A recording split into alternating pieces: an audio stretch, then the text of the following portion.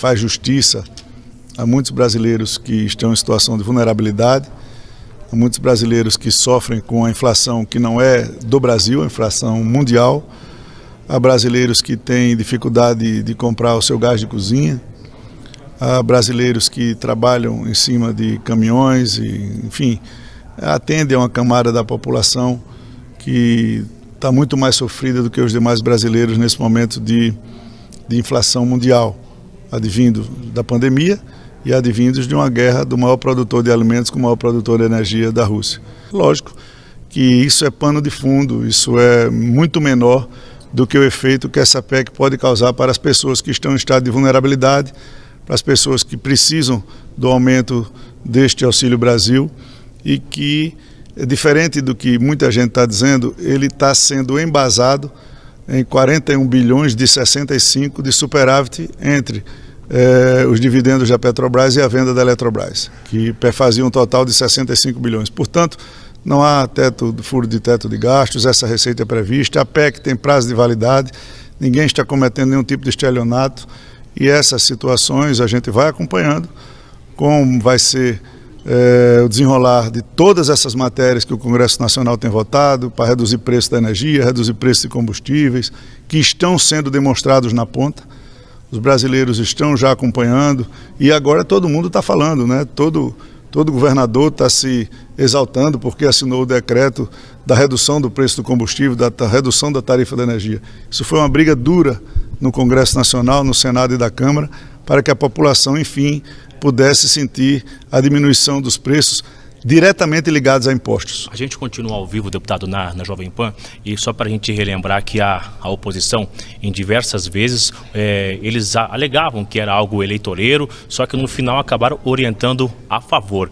É uma situação que, de forma geral, vê que é importante ajudar a comunidade nesse momento difícil, independente de ser ano eleitoral ou não, né?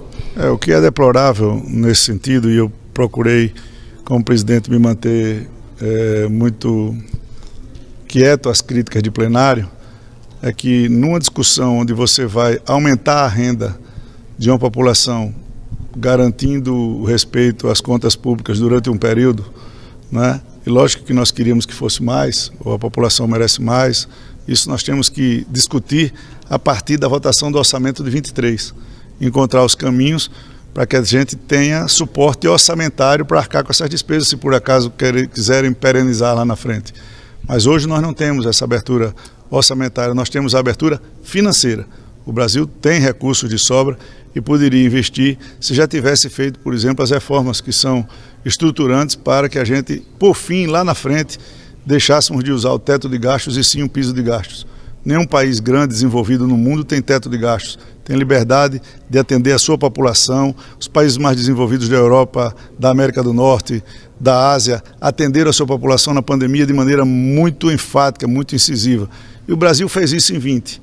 Entrou com mais de 700 bilhões para atender a população em todas as suas classes sociais, em todo o empresariado, no ano de 20. No ano de 21 foi mais singelo, recuperou-se a economia, cobriu-se o déficit e em 22, com o recrudescimento dos problemas da pandemia com relação à economia, porque a inflação é mundial e a disputa de novo vem para dizer que é um problema do atual governo ou que é um problema nacional, quando todo mundo sofre com a inflação e sofrerá em 23, em 24, com a desglobalização proveniente do problema do Covid. Então, não é justo que aqui se travasse uma batalha política no plenário para não dar ou dizer que o fato de você socorrer aqueles mais vulneráveis é um processo eleitoreiro. Rapidamente, só para a gente finalizar, já vou liberar o senhor sobre essa votação dos enfermeiros.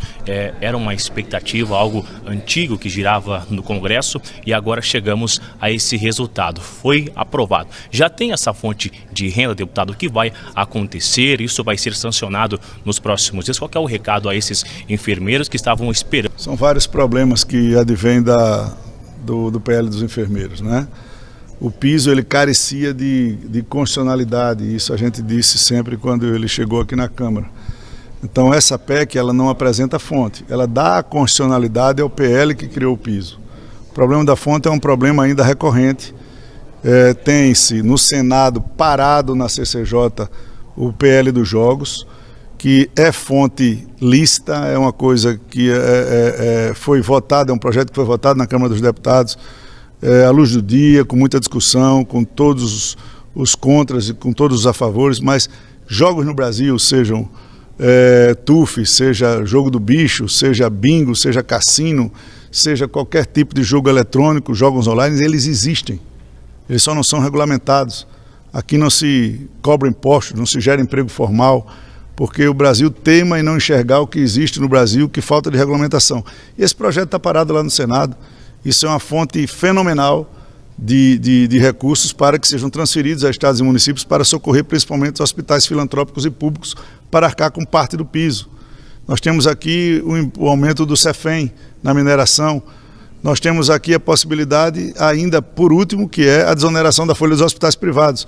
Mas esses assuntos, uns estão dependendo do Senado e outros não começaram ainda. Então, a enfermagem já avançou muito com a aprovação do seu PL, com a aprovação da PEC 11, que dá a constitucionalidade, mas os problemas de fonte permanecem. E nós temos deputados aqui muito preocupados, principalmente a deputada Zanotto e a deputada Alice Portugal, que tem feito um trabalho incansável em busca de projetos que deem essa fonte ao piso da enfermagem. Okay. O fato é que, por ser um assunto que é quase que inédito, eu nunca vi isso acontecer, nós decidimos ontem por suspender e manter o painel em respeito àqueles deputados que estavam em missão, aqueles deputados que deram presença e tiveram que se deslocar para os seus estados, porque poderiam votar pelo sistema Infoleg, que é o sistema por internet no seu celular, por um aplicativo da Câmara.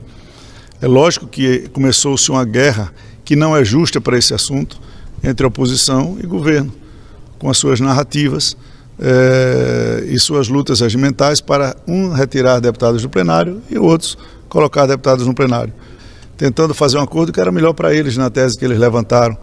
Eu estava querendo, por acordo, permanecer o painel, já que não foi um problema do painel, não foi um problema interno da Câmara dos Deputados, e deixar só os 20 ou 30 deputados que estavam com esse direito preservados votando online.